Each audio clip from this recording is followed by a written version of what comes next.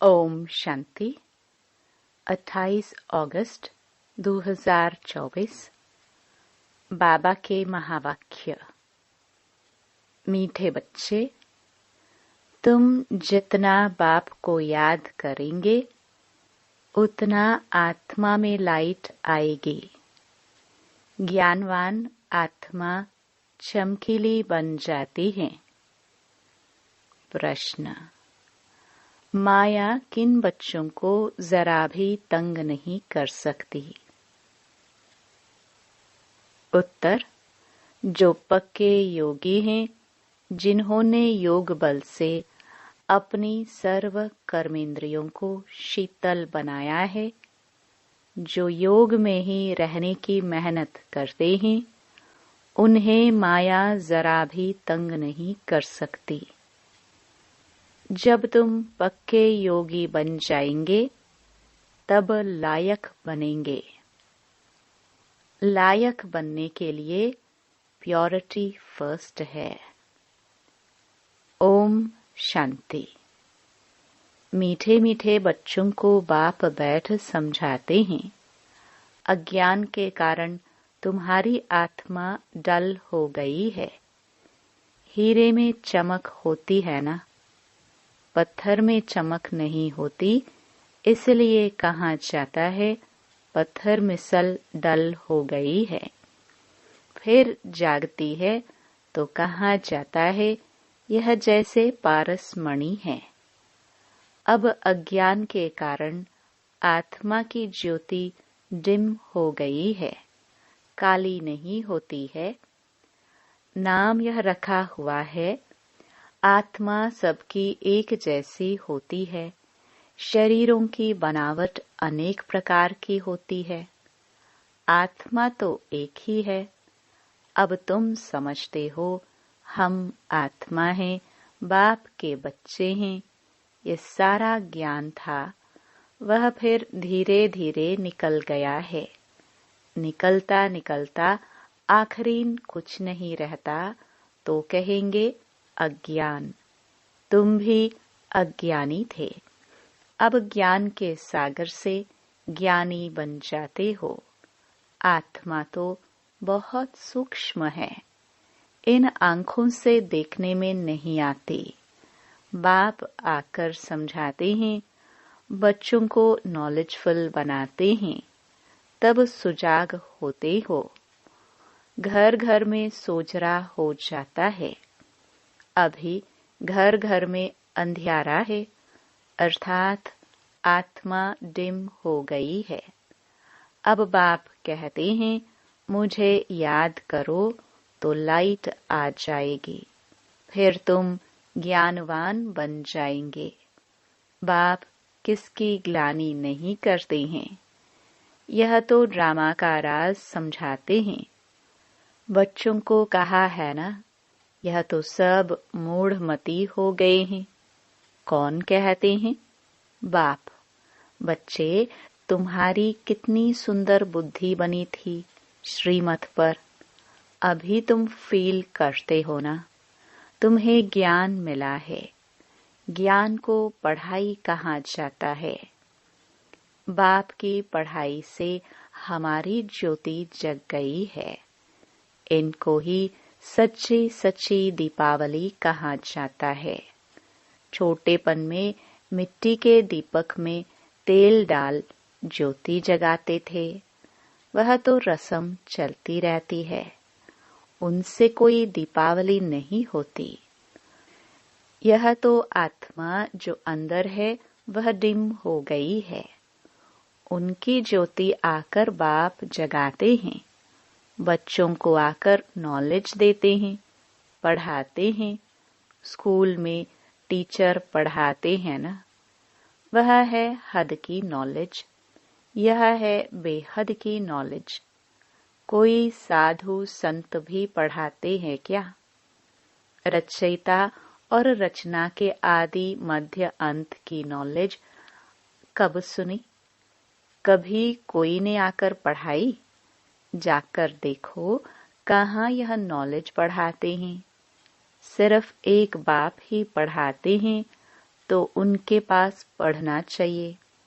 बाप अनायास ही आ जाते हैं, ढिंढोरा थोड़े ही पीटते हैं कि मैं आ रहा हूँ। अनायास ही आकर प्रवेश करते हैं। वह आवाज तो कर ही नहीं सकते जब तक उनको ऑर्गन्स ना मिले। आत्मा भी ऑर्गन्स बगैर आवाज नहीं कर सकती। शरीर में जब आई है तब आवाज करती है। तुम समझाओ तो कोई मानेंगे नहीं। बच्चों को जब यह नॉलेज दी जाती है तब समझते हैं। यह नॉलेज एक बाप के सिवाय कोई दे न सके। विनाश का साक्षात्कार भी कोई चाहते थोड़े ही हैं, यह बाप ही आकर कराते हैं। ड्रामानुसार पुरानी दुनिया अब खत्म होनी है, नई दुनिया स्थापन हो रही है। जिनको बाप से नॉलेज लेनी है वह आते रहते हैं। कितनों को ज्ञान दिया होगा, अनगिनत। गांव-गांव से कितने ढेर आते हैं। यह आत्माओं और परमात्मा का मेला एक ही बार लगता है। संगम युग पर ही आते हैं। बाप आकर नई दुनिया स्थापन करते हैं। जिनकी ज्योत जगाते हैं वह फिर जाकर औरों की ज्योति जगाते हैं। अभी तुम सबको वापस जाना है। इसमें बुद्धि से काम लेना होता है। भक्ति मार्ग में तो है अंधियारा। ज्ञान देने वाला तो एक बाप चाहिए। वह आते ही हैं संगम पर। पुरानी दुनिया में ज्ञान मिल न सके। मनुष्यों के ख्याल में है अभी तो 40,000 वर्ष पड़े हैं, बिल्कुल ही घोर अंधियारे में हैं। समझते हैं 40,000 वर्ष बाद भगवान आएगा, जरूर आकर ज्ञान दे, सद्गति करेंगे। तो गोया अज्ञान है ना। इनको अज्ञान अंधियारा कहा जाता है। अज्ञान वालों को ज्ञान चाहिए। भक्ति को ज्ञान नहीं कहा जाता है। आत्मा में ज्ञान है नहीं, परंतु डल बुद्धि होने कारण समझते हैं भक्ति ही ज्ञान है। एक तरफ कहते हैं ज्ञान सूर्य के आने से सोझरा होगा, परंतु समझते कुछ नहीं। गाते हैं ज्ञान सूर्य प्रगटा। किसके लिए कहते हैं ज्ञान सूर्य? कब आया यह कोई नहीं जानते। पंडित आदि होगा तो कहेगा जब कलयुग पूरा होगा तब सोझरा होगा। यह सब बातें बाप आकर समझाते हैं। बच्चे नंबरवार समझते हैं। टीचर बच्चों को पढ़ाते हैं। एक रस तो बच्चे नहीं पढ़ेंगे। पढ़ाई में एक रस मार्क्स कभी होती नहीं। तुम जानते हो कि बेहद का बाप आया हुआ है। अब पुरानी दुनिया का विनाश भी सामने खड़ा है। अभी ही बाप से ज्ञान लेना है और योग भी सीखना है। याद से ही विकर्म विनाश होंगे। बाप कहते हैं इस संगम पर ही आकर इस शरीर का लोन लेता हूँ, अर्थात प्रकृति का आधार लेता हूँ। गीता में भी यह अक्षर है। और कोई शास्त्र का नाम बाबा नहीं लेते हैं। एक ही गीता है। यह है ही राजयोग की पढ़ाई। नाम रख दिया है गीता। इसमें पहले पहले लिखा है भगवानुवाच। अब भगवान किसको कहा जाता है? भगवान तो है निराकार। उनको अपना शरीर तो है नहीं। वह है निराकारी दुनिया जहाँ आत्माएं रहती हैं। सूक्ष्म वतन को दुनिया नहीं कहा जाता। यह है स्थूल साकार दुनिया। वह है आत्माओं की दुनिया। खेल सारा यहाँ चलता है। निराकारी दुनिया में आत्माएं कितनी छोटी छोटी हैं, फिर पाठ बजाने आती हैं। यह ख्यालात तुम बच्चों की ही बुद्धि में बिठाए जाते हैं। इसको ही ज्ञान कहा जाता है। वेद शास्त्र को कहा जाता है भक्ति, ज्ञान नहीं। तुम्हारी साधु सन्यासियों से इतनी भेंट नहीं हुई है। बाबा का तो बहुत संग रहा है, बहुत गुरु किए हैं। पूछा जाता है, आपने सन्यास क्यों किया, घर बार क्यों छोड़ा? कहते थे, विकार से बुद्धि भ्रष्ट हो जाती है, इसलिए घर बार छोड़ा। अच्छा, जंगल में जाकर रहते हो, फिर घर बार की याद आती होगी? बोला, हाँ, बाबा का तो देखा हुआ है। एक सन्यासी तो फिर वापस घर भी आ गया था। यह भी शास्त्रों में है। मनुष्य वानप्रस्थ अवस्था में तब जाते हैं जब आयु बड़ी हो जाती है। छोटी आयु में तो वानप्रस्थ ले ना सके। कुंभ के मेले में बहुत छोटे छोटे नांगे लोग आते हैं, दवाई खिलाते हैं, जिससे कर्मेंद्रियां ठंडी पड़ जाती हैं। तुम्हारा तो है योग बल से कर्मेंद्रियों को वश में करना। योग बल से वश होते होते आखिरीन ठंडी हो ही जाएंगी। कई कहते हैं, बाबा माया बहुत तंग करती है। वहां तो ऐसी बातें होती नहीं। कर्मेंद्रिय वश तब होंगे जब योग में तुम पक्के होंगे। कर्मेंद्रियां शांत हो जाएंगी। इसमें बड़ी मेहनत है। वहां ऐसे छीछी काम होते नहीं। बाप आए हैं ऐसे स्वर्ग धाम में ले जाने। तुमको लायक बना रहे हैं। माया तुमको नालायक बनाती है, अर्थात स्वर्ग व जीवन मुक्ति धाम में चलने लायक नहीं। तो बाप बैठ लायक बनाते हैं।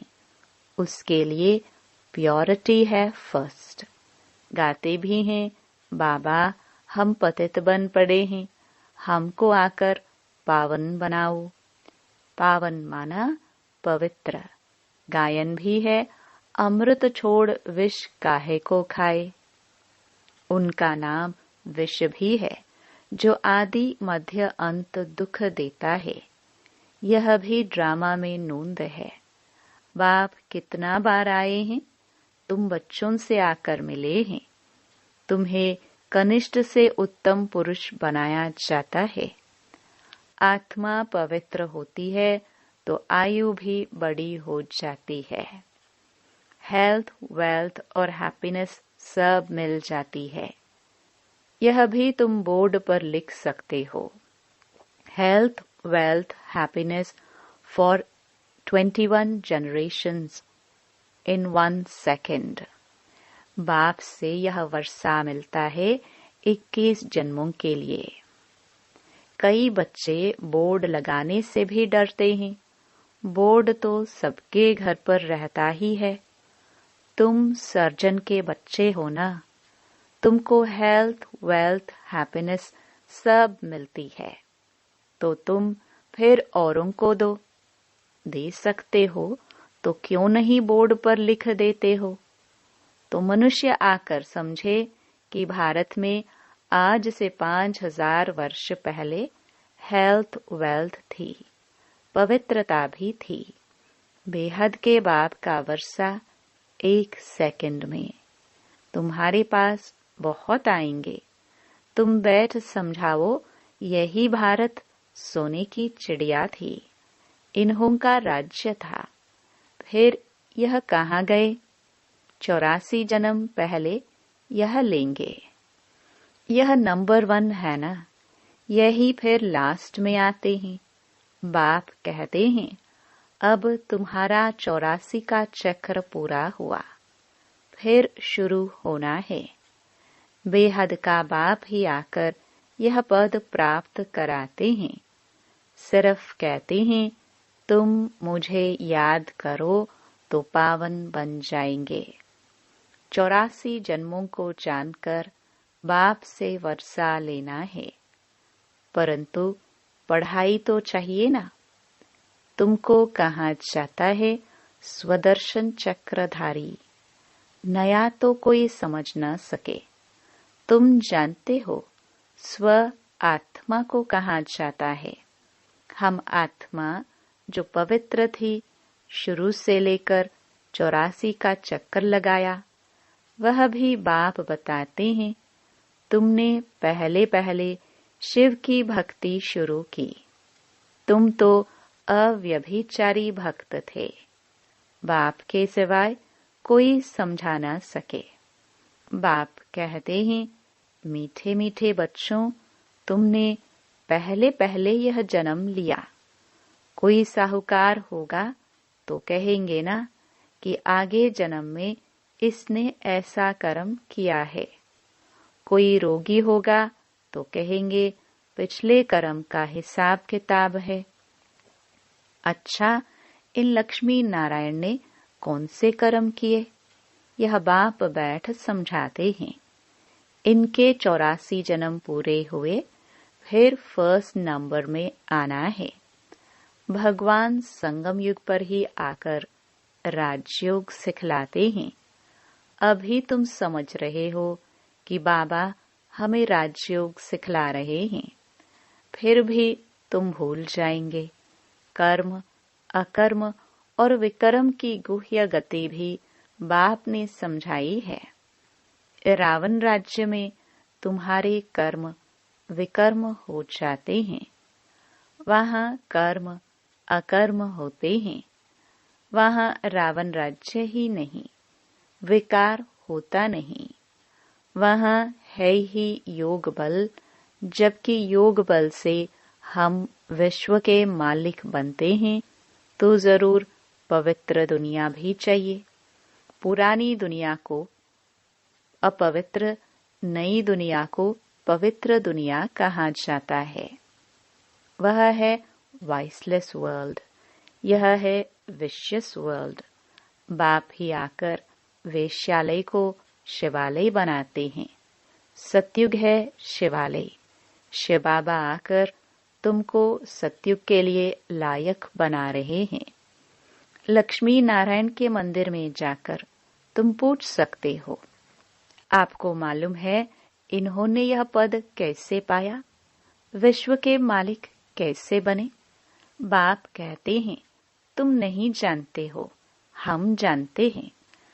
तुम बाप के बच्चे ही कह सकते हो कि हम आपको बता सकते हैं इन्होंने यह पद कैसे पाया। इन्होंने ही पूरे 84 जन्म लिए। फिर पुरुषोत्तम संगम युग पर आकर बाप ने राजयोग सिखलाया है और राजाई दी है। उसके पहले नंबर 1 पतित थे, फिर नंबर 1 पावन बने। सारी राजधानी है ना, तुम्हारे चित्रों में सब क्लियर है। इन्हों को राजयोग किसने सिखलाया? ऊंच ते ऊंच है ही परमात्मा। देवताएं तो सिखला न सके, भगवान ही सिखलाते हैं, जिसको नॉलेजफुल कहा जाता है। बाप, टीचर, सतगुरु भी कहा जाता है।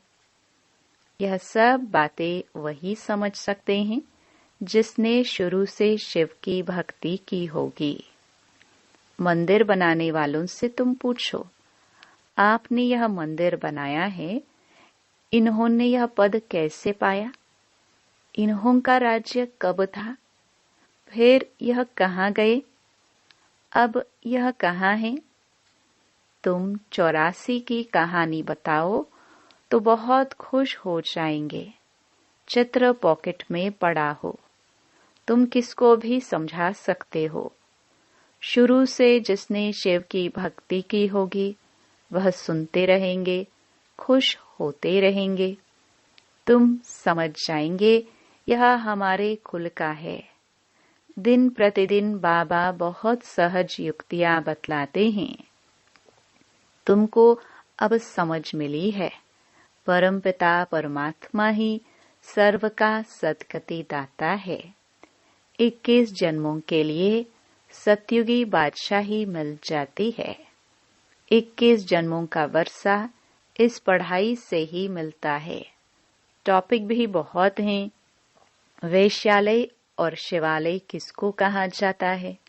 इस टॉपिक पर हम परमपिता परमात्मा की जीवन कहानी बता सकते हैं।